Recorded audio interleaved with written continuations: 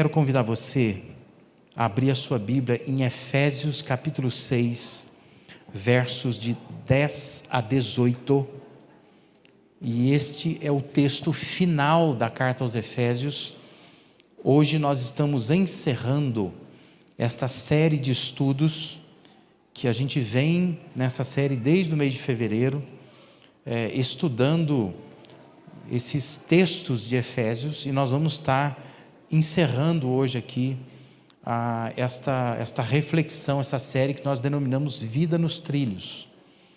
E você vai reparar que nós vamos ler versículos 10 a 18, depois tem uma porçãozinha de texto, mas na verdade é uma despedida da carta, e nós estamos aqui focados mais nos temas, nos assuntos que Paulo tratou nessa carta aqui, tá bom? Abriu sua Bíblia aí, quem está em casa também acompanhe.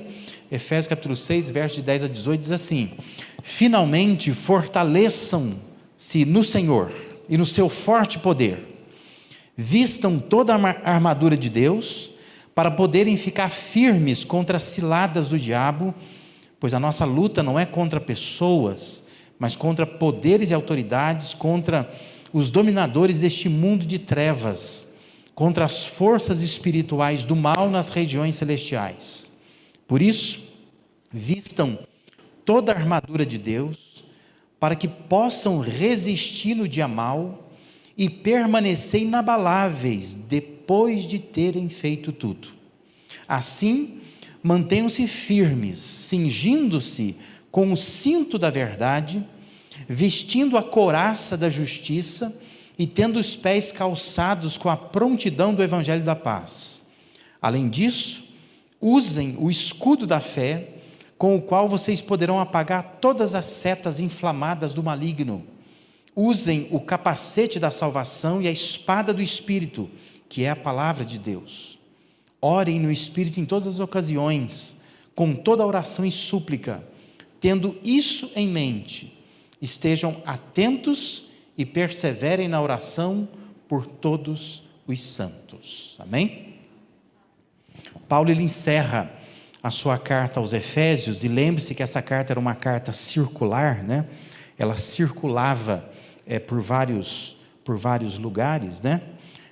Mas ele encerra essa carta aos Efésios motivando o leitor a buscar as forças de Deus, ou as forças em Deus, né?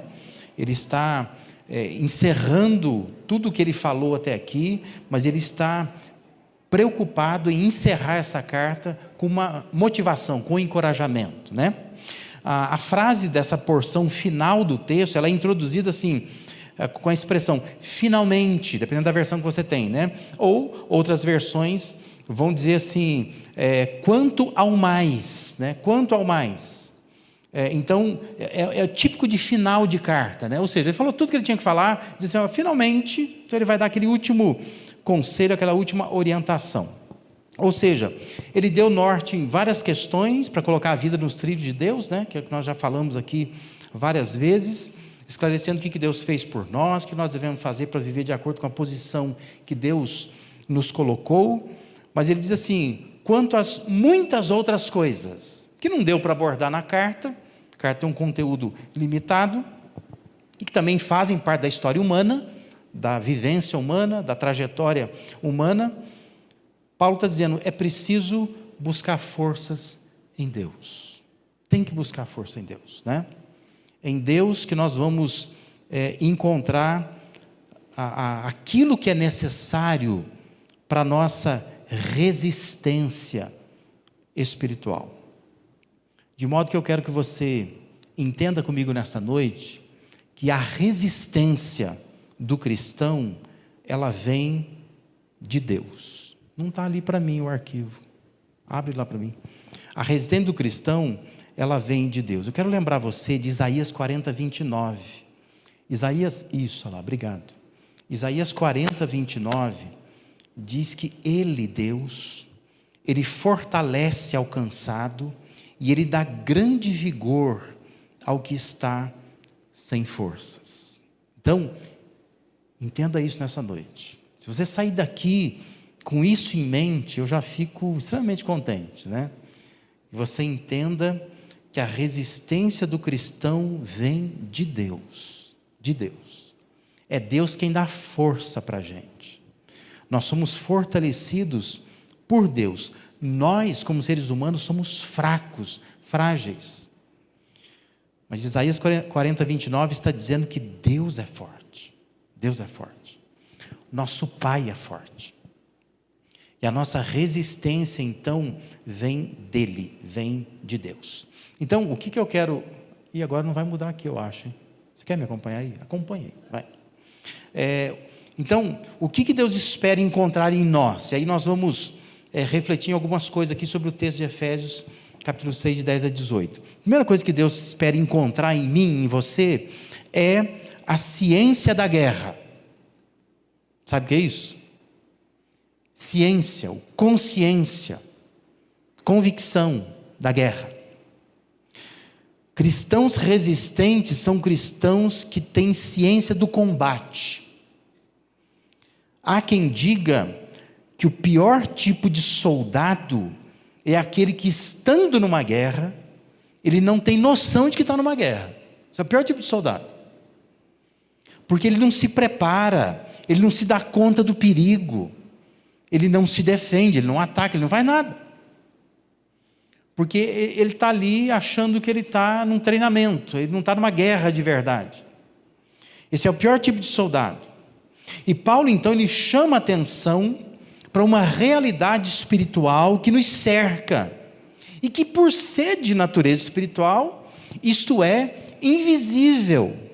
Ou seja, isso não está diante dos nossos olhos, está oculto a nós. Mas é uma realidade existente. Mais que isso, Paulo diz que precisamos das forças de Deus, porque existem ciladas do diabo espalhadas pelo caminho, buracos nesse caminho, que o diabo coloca.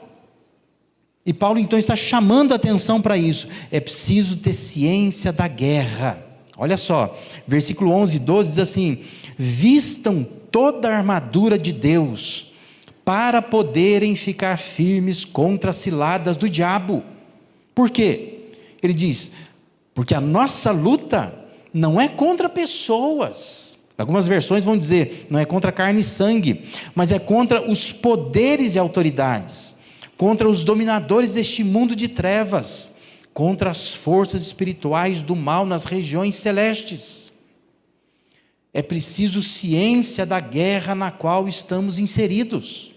Nós estamos numa guerra, e não podemos ser soldados que não têm noção disso, né? Não têm percepção de que nós estamos numa batalha espiritual, lidando com forças espirituais, de modo que Paulo nos põe em estado de alerta, dizendo, olha, existe uma guerra que você não está vendo, mas presta atenção nessa guerra, e o diabo está colocando ciladas pelo teu caminho. Você precisa das forças de Deus para poder viver nesta guerra, combater essa guerra, porque ela é invisível aos nossos olhos. Não se deve, claro, gerar uma paranoia descabida na nossa cabeça, de achar assim que tudo tem a ver com forças do mal que não vemos, porque tem gente que é meio paranoico, né? A pessoa toma uma fechada no trânsito, ela é o diabo fazendo isso, né? Queimou o arroz, demônio me fez queimar o arroz. Porque tem gente que fica amalucada assim, né? Ela começa a achar que tudo tem a ver com o mal. Isso é perigoso, porque toda visão nossa de pensar que o diabo, Satanás, está mais presente, atuante no mundo do que Deus, isso faz mal para a gente. O mundo é de Deus, o mundo pertence a Deus. Mas o que Deus quer que a gente saiba é que não se deve subestimar e não se deve ignorar que há uma influência maligna por trás até de agentes humanos, usando pessoas, situações, porque é uma guerra espiritual.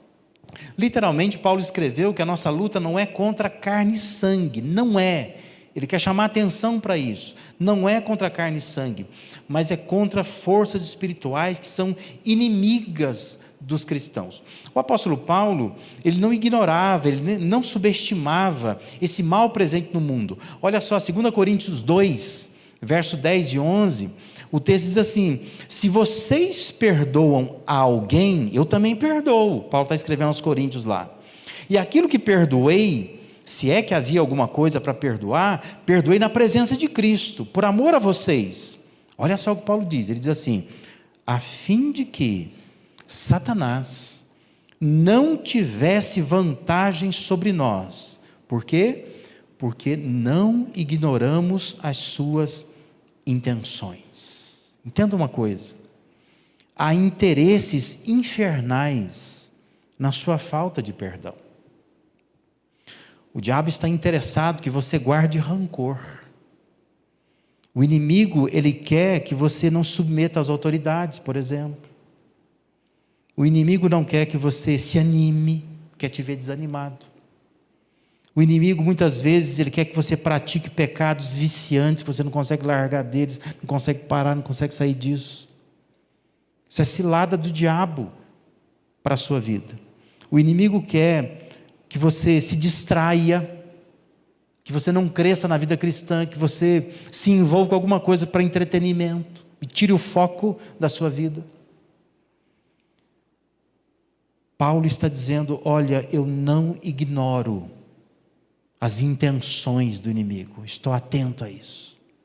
Por isso Paulo está dizendo assim aos Coríntios: vocês querem perdoar essa pessoa que ela pecou na igreja, e vocês estão decidindo perdoar? Eu também perdoo, porque eu não ignoro que Satanás pode querer que eu não perdoe, e eu cause algum tipo de problema na vida de vocês e na vida dessa pessoa. Entenda isso, existem ciladas que você não está percebendo, né? Falta de envolvimento com a igreja, culpa excessiva, confusão de identidade, destruição da família, tantas outras coisas que a gente poderia citar aqui, são ciladas que o diabo põe no caminho. Nós estamos numa batalha espiritual, entenda isso. Não é só problemas na vida, existem forças do inferno que estão por trás dessas coisas, querendo arrancar a tua paz, destabilizar a sua família, tirar aquilo que é precioso na sua vida. Esteja ciente, esteja alerta a essa guerra espiritual. Senão você vai perdendo, você não está se dando conta disso, porque você está achando que são só problemas normais da vida, e não são. Existe uma estratégia, um estratagema do inimigo, que quer arrancar coisas que têm valor, estão tirando isso, arrancando isso de você. O que Deus espera encontrar em nós? Além dessa ciência da guerra, Deus espera encontrar em nós eficiência na guerra. Ou seja, cristãos resistentes são cristãos eficientes no combate. Há um conjunto de equipamentos espirituais que Paulo diz que nós precisamos adquirir para resistir no que ele chama de dia mau. Nós precisamos resistir esse dia mau, e para isso precisamos de uma armadura. Ele chama de armadura de Deus. Olha lá o versículo 13, ele diz assim: por isso, vistam toda a armadura de Deus, para que possam resistir no dia mau, e permanecer inabaláveis, depois de terem feito tudo. As versões mais antigas, né, do Almeida, né, atualizada, corrigida, elas vão traduzir assim: depois de terem vencido tudo, permanecer inabaláveis. Ou seja, parece que o mais importante não é a vitória, porque a vitória, ela é garantida em Cristo. Paulo não está preocupado em escrever aos crentes efésios e nos deixar orientações pensando assim: olha, cuidado, vocês vão perder essa guerra. Não vai perder, porque a vitória está garantida em Cristo. Mas a preocupação de Paulo é com as marcas que essa batalha deixa na gente. Essa é a preocupação. Que você pode vencer mas você sai tão machucado que você começa a questionar se valeu a pena vencer, né? Ainda ontem a gente estava caminhando, né, eu e a Hélia, e a gente passou próximo de uma igreja. Eu disse para ela, toda vez que eu passo perto dessa igreja, eu lembro de um pastor, que foi pastor dessa igreja. Um homem assim que lutou anos de ministério, mas terminou a carreira ministerial depressivo, amargo, enfiado dentro de casa, triste, amargurado, não gostando de ninguém, não indo à igreja mais, questionando a fé. Olha que tristeza. E é isso que Paulo, ele quer evitar. Ele está dizendo, olha, depois de você ter vencido, você tem que permanecer inabalável. É por isso que é importante a armadura de Deus. Não vá para a guerra, para essa guerra que ela existe, você não pode fugir dela, sem a armadura de Deus. Você vai sair machucado, você vai sair ferido.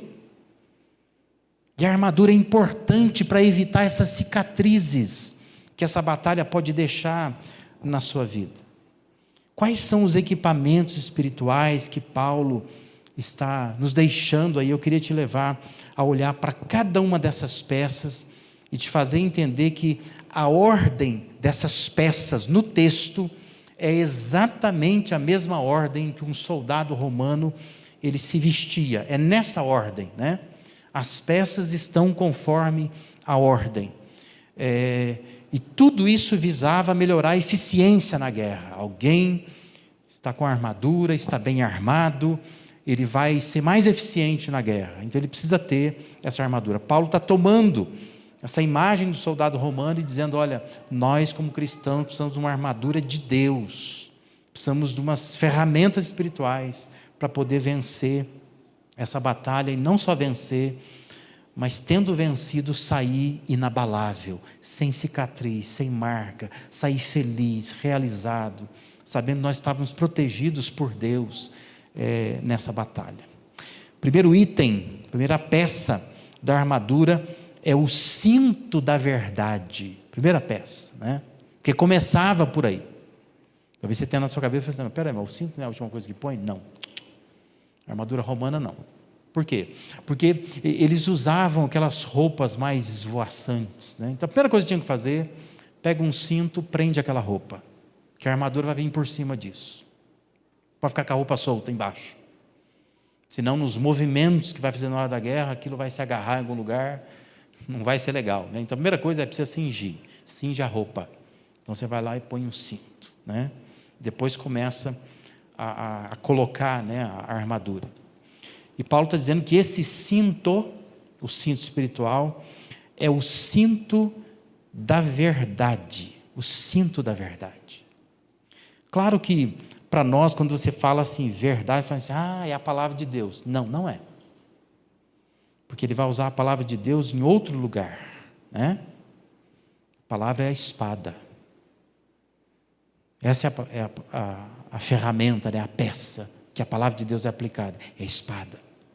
É a espada do Espírito. Mas o cinto da verdade, Paulo está fazendo referência não à palavra de Deus como verdade, mas Paulo está falando da integridade da pessoa. Se cinja com a verdade, seja íntegro, seja sincero. É aquilo que Davi orou lá no Salmo 51, versículo 6. A verdade no íntimo. Ele diz, Deus se agrada com a verdade no íntimo. Não tem hipocrisia, é sinceridade. Primeira coisa, vai começar a vestir a armadura de Deus, começa por aí. Sou verdadeiro, deixa eu cingir com a verdade, né? Eu tenho a verdade em mim. É a ideia de integridade. Porque a questão é, se o cristão, ele não é verdadeiro, ele não é sincero, ele não é íntegro, isso vai embaraçar o seu caminho, vai embaraçar. É a roupa esvoaçante, né? Você precisa do cinto da verdade para prender essa roupa. Começa por aí, né? É a primeira peça, o cinto da verdade. Verdade não com a palavra de Deus, mas verdade com a verdade. Nós sermos verdadeiros, sinceros, íntegros, puros. Aquilo que Davi orou. Deus se agrada com essa verdade dentro de nós. Estamos cingidos com a verdade. Uma vez estando cingidos, agora eu posso começar a colocar outras peças. Segunda peça, Paulo diz que é a couraça. Couraça, o soldado, depois que ele prendia, né, o cinto, a roupa, então tinha uma couraça que vinha por cima, que é uma peça de couro, né? A ideia é que protege o peito, né, e as costas, né? Então aquilo era colocado. Depois, com o tempo, se tornou também algo de metal, né? Mas era a mesma ideia, né? Você veste, né? Você veste aquilo é chamado couraça. E Paulo aqui está chamando, dizendo que essa couraça é a couraça da justiça. Ou seja, ele está dizendo que precisa cobrir o peito com justiça, com um caráter justo, com um ser justo. São aqueles atos que demonstrem a nossa lealdade aos princípios de Deus. Nós somos pessoas que refletem a justiça de Deus. Justiça no peito, né? Eu estou cingido com a verdade, mas eu estou com a justiça no peito. Trago no meu peito a justiça de Deus. É isso que Paulo está dizendo. Você quer vencer essa guerra espiritual, você quer sair desta guerra sem cicatriz, sem se machucar, você precisa colocar a armadura de Deus. Cinja com a verdade, coloca no peito a justiça de Deus. Faz com que do teu peito saia atos de justiça, que reflitam esse Deus justo. Você vai estar armado de Deus, né? Com a armadura de Deus nesta guerra. Terceira peça, Paulo diz que é para ter os pés calçados com o evangelho da paz, né? É o calçado da paz.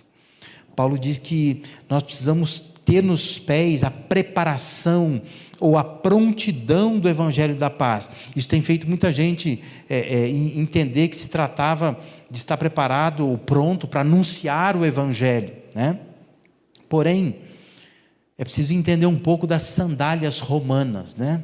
Na verdade, os homens que jogam futebol entendem bem disso, né? Porque as sandálias dos soldados romanos eram muito parecidas com as chuteiras que os homens usam, com cravos embaixo, né? E a ideia da sandália com aqueles pinos é para que a hora que ele estiver lá guerreando, aquilo crava no chão. E ele fica imóvel, né? Ele consegue ficar imóvel quando o inimigo vem para cima dele. Não é fácil derrubá-lo, porque ele está cravado no chão. E é interessante isso, né? Porque parece que a ideia aqui era que esse evangelho, quando a gente tem o evangelho nos mantém em paz. Porque eu estou no evangelho, os meus pés estão fincados no evangelho, então eu estou em paz. O inimigo vem me atacar, eu não me abalo com isto, porque eu estou em paz, eu tenho o evangelho da paz. E como que essas sandálias que cravam no chão, eu estou cravado também. O inimigo não mexe comigo, eu fico firme, porque eu estou no evangelho. Isso é segurança de salvação, né? Quando o inimigo vem assoprar alguma coisa, olha, você não é salvo não, você fica inabalável, né? Porque você tem nos pés um calçado que permite que você esteja fincado no chão. Os pés estão firmes, porque você está no evangelho que ele diz que é o evangelho da paz, que te deixa em paz. Uma outra peça é o escudo da fé. Paulo lembra que da parte do inimigo vem os dardos, ele fala dardos inflamados, as flechas de fogo, né? As setas, que como afirma o autor Francis Foulkes, né, que é um comentarista, ele diz que são as setas da impureza, do egoísmo, da dúvida, do medo, do desapontamento. A firme confiança em Deus, essa crença em Deus, a fé que se tem em Deus, é ela que apaga essas flechas em chamas. Isso nos lembra o Salmo 64, versículo 2 e 3. Salmo 64, 2 e 3, diz assim: defende-me da conspiração dos ímpios e da ruidosa multidão de malfeitores. Eles afiam a língua como espada e apontam como flechas palavras envenenadas. E Paulo está dizendo, nós precisamos embraçar o escudo da fé. quando você tem fé em Deus, quando você tem confiança em Deus, podem falar o que for, você se defende. Porque você tem na mão esse escudo da fé. Os dardos inflamados virão. Os dardos podem ser setas do inimigo, pode ser palavras de pessoas, pode ser aquelas intenções malignas que vêm de pessoas. Paulo está dizendo, bota o escudo da fé na tua frente. Quando você confia em Deus, você consegue apagar todas essas setas com fogo, né, que vêm contra você. Outra peça da armadura é o capacete da salvação. A cabeça, sempre, ela precisa ser especialmente protegida, porque na cabeça pode ter sempre um ferimento mortal. E numa guerra, a cabeça é um alvo muito procurado pelo inimigo, né? Você sabe que atualmente, geralmente os exércitos, né? Você tem os chamados sniper, né? Que são aqueles atiradores de elite, que eles treinam a vida inteira, né? Horas, para acertar a cabeça de alguém. Porque um tiro na cabeça, você mata a pessoa na hora, né?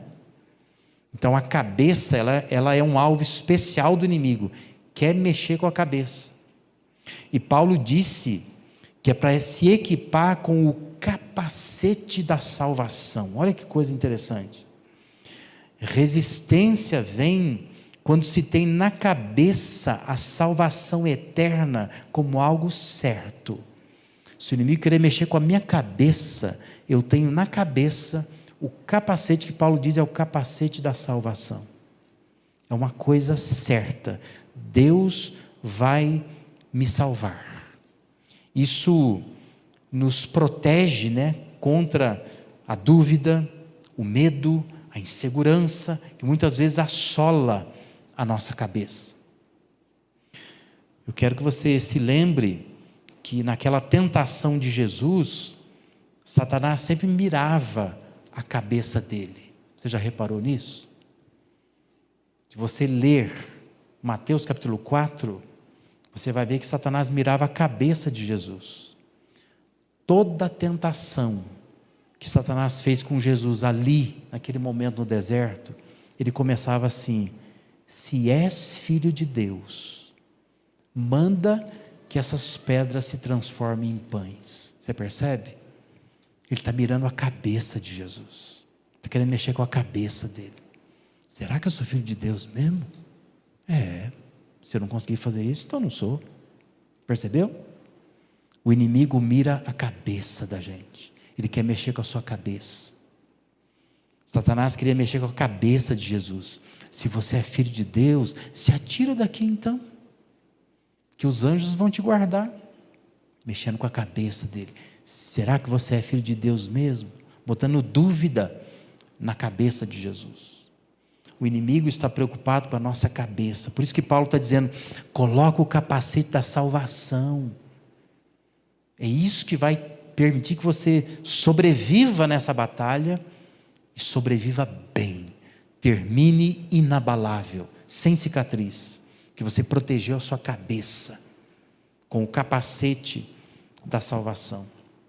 E por fim, Paulo diz que uma outra peça dessa armadura é a espada do Espírito. É bem na ordem mesmo que o soldado se vestia, né? Botou o capacete, agora ele pega a espada. Paulo deixou claro aqui que a espada é a palavra de Deus. Que aqui, no caso, quando você olha para a espada, é a única peça de ataque, né? E tudo mais é de defesa. Mas no caso aqui, é uma peça de ataque que serve para defesa. Porque é uma espada para atacar o inimigo quando ele vem. Não há nenhuma orientação bíblica para que a gente possa ir atrás do inimigo. Não. A Bíblia orienta você a resistir o inimigo, porque ele vem atrás de você. Então, a própria espada é defesa, não é ataque, porque você não vai atacar, né? O próprio Jesus dizia, né? Que ele ia edificar uma igreja. Ele disse que as portas do inferno iam prevalecer contra a igreja. Mas a igreja está avançando contra o inferno, mas não necessariamente contra o inimigo. Porque o inimigo, ele está atacando a gente. E a gente precisa chegar lá, né? E invadir. Tinha um amigo meu, pastor, que dizia: nós precisamos saquear o inferno, né? Porque nós precisamos ir lá e pegar vidas. Esse é o nosso ataque. Nós salvamos pessoas do inferno. Nós tiramos pessoas de lá. Isso é a missão da igreja. Mas nós, como cristãos, nós nos defendemos com a espada. Lembra que Hebreus 4,12 diz que a palavra de Deus é uma espada. Compara a palavra de Deus a uma espada. Uma espada de dois cortes, né? 2 gumes, que diz lá. E é importante conhecer, compreender a palavra de Deus, para a gente se defender das investidas do inimigo. Porque ela se torna uma arma de defesa contra o inimigo. Observe também que lá em Mateus 4, de 1 a 10, quando o inimigo atacava Jesus na tentação, ele sempre usava a espada, não é? Ele dizia: está escrito, né? Então o inimigo vinha: ó, se você é filho de Deus, você transforma essas pedras em pães. Ele diz: ó, está escrito, nem só de pão viverá o homem, mas toda palavra que vem da boca de Deus. Percebeu? Uma espadada nele, né? Essa é a nossa função como cristãos. Saber manejar bem a palavra de Deus, porque ela é defesa para nós. Por isso que é importante decorar, memorizar, ler, conhecer, estudar, participar de aulas, porque a gente precisa ter isso em nós, o conhecimento da palavra de Deus, porque há momentos que o inimigo ele virá contra nós precisamos nos defender, e a defesa nossa é espada. Palavra de Deus nele. É assim que a gente ataca o inimigo, né? Porque ele quer colocar dúvidas, ele quer nos atacar, e nós contra-atacamos com a espada do Espírito. Você vai ver que depois o texto vai falar sobre oração, né? A oração, ela não está enumerada como parte da armadura. Seria lindo, né? Porque se você contou, deu 6 peças. A oração seria a 7ª peça. Mas assim, quem estuda a Bíblia, né, já tentou, mas de fato, assim, para a gente ser honesto com o texto que Paulo escreveu, Paulo não elencou a oração como uma peça da armadura. Mas ele não deixa, aliás, de colocar a oração como fazendo parte do processo todo. E é muito interessante que quando você pega o texto grego lá, Paulo colocou num tempo e num modo o verbo que dá a impressão que esse orando está ligado a todas as peças. É como se Paulo dissesse assim: ó, coloque o cinto da verdade com oração, vistam a couraça da justiça com oração, calcem os pés com o evangelho da paz com oração, embracem o escudo da fé com oração, usem esse capacete da salvação com oração, pega a espada do Espírito, que é a palavra de Deus, com oração. Por isso que Paulo diz, versículo 18: orem no Espírito em todas as ocasiões, com toda oração, súplica, tendo isto em mente, estejam atentos e perseverem na oração por todos os santos. Oração. E depois Paulo vai dizer que é para orar por ele mesmo, pelo ministério dele. Porque a oração deve permear, deve regar todo esse processo de ter ciência da batalha que eu estou e de vestir uma armadura para ser eficiente nessa batalha que Deus me colocou. Presta atenção numa coisa: você não pode evitar, você não pode controlar as batalhas da sua vida, você não pode. Essa semana você já deve ter tido algumas batalhas, e essa semana que vai começar agora, eu queria ser como aqueles pastores que saem por aí declarando vitória sobre a sua vida, mas para ser honesto, talvez você vai ter batalhas piores que a semana passada, nessa semana agora, que você não pode controlar. Eu posso aqui declarar, determinar, dizer: ó, você não terá lutas essa semana na sua vida. Pode ser que domingo que vem você volte chateado aqui. Nossa, o pastor orou, declarou, determinou, disse que não ia ter, ó. Foi até pior essa semana. Você não pode controlar, eu não posso controlar, a gente não pode evitar. Mas o que você pode fazer, eu quero que você faça, é se preparar. Se prepara para resistir a essas batalhas que vão surgir na sua vida. Se prepara.